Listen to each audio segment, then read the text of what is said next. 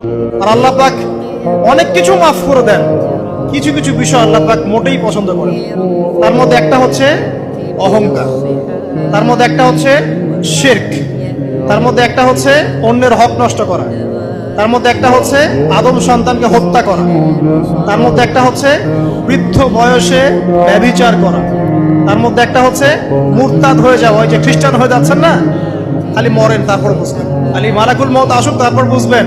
আল্লাহ রাব্বুল আলামিন বলছেন তার রাসূলের মাধ্যমে, কেউ যদি সাক্ষ্য দেয় আল্লাহ ছাড়া কোনো মাবুদ নাই, মুহাম্মদ সাল্লাল্লাহু আলাইহি ওয়াসাল্লাম শেষ নবী, ঈসা ইবনে মারইয়াম আল্লাহর প্রেরিত নবী, আল্লাহর পুত্র নন, জান্নাত সত্য এবং জাহান্নাম সত্য, এই পাঁচটা বিষয় যদি কেউ সাক্ষ্য দেয় ইনশাআল্লাহ সে জান্নাতে যাবে, তার আমল যেমনই হোক। টাকার বিনিময়ে, চাকরির বিনিময়ে, সমাজ সেবার নামে আর চিকিৎসার নামে ঈমান বিক্রি করে ফেললেন, সুবহানাল্লাহ সুবহানাল্লাহ।